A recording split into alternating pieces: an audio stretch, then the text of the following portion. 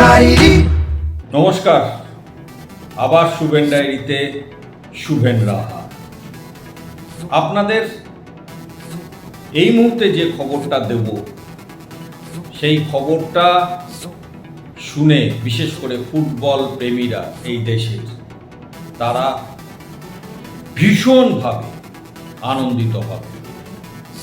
অনেকেই জেনেছেন, যারা জানতে পারেননি তাদেরকে জানায় যে অসম্ভবটা সম্ভব হতে চলেছে।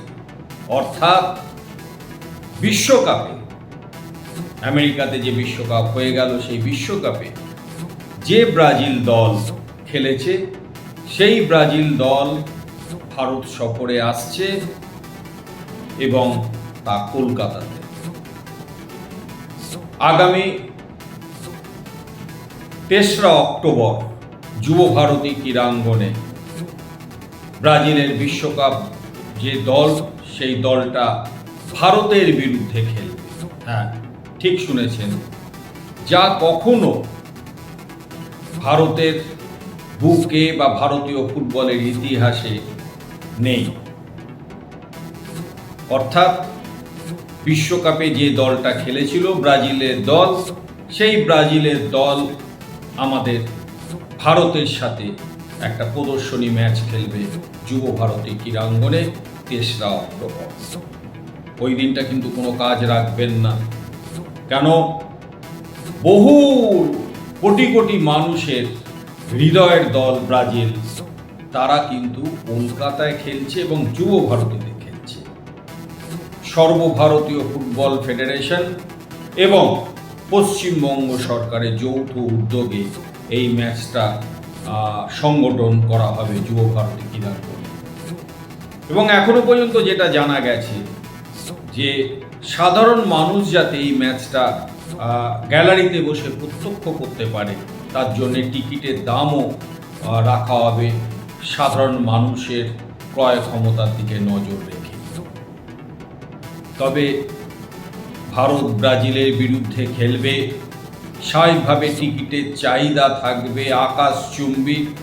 সেই দিকে নজর রেখে পশ্চিমবঙ্গ সরকারের ক্রীড়ামন্ত্রী ডক্টর ইন্দ্রনীল খান জানিয়ে দিয়েছেন যে টিকিট নিয়ে যাতে কোনোভাবে কালোবাজারি না হয়, তার জন্য এই আমেরিকাতে বিশ্বকাপ টিকিটে যে টেকনোলজি ব্যবহার করা হয়েছিল, অর্থাৎ টিকিট নিয়ে যাতে কালোবাজারি না হয়, যে টেকনোলজিটাকে ব্যবহার করা হয়েছিল সেই টেকনোলজি ব্যবহার করা হবে এই 3রা অক্টোবর ভারত এবং ব্রাজিলের ম্যাচ ঘিরে, যাতে কালোবাজারিদের হাত থেকে এই টিকিট মুক্ত পায়।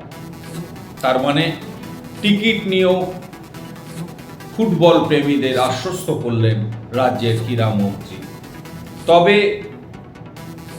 এই যে ব্রাজিল দল খেলতে আসছে কলকাতায়, সেটা কিন্তু আমাদের সর্বভারতীয় ফুটবল ফেডারেশন বা পশ্চিমবঙ্গের ক্রীড়া দপ্তর ঘোষণা করেনি। এই কথাটা সরাসরি সরকারিভাবে ঘোষণা করেছে ব্রাজিল ফুটবল ফেডারেশন, এবং ফিফাও এই ম্যাচটাকে স্বীকৃতি দিয়েছে। তার জন্য আপনারা প্রস্তুত থাকুন।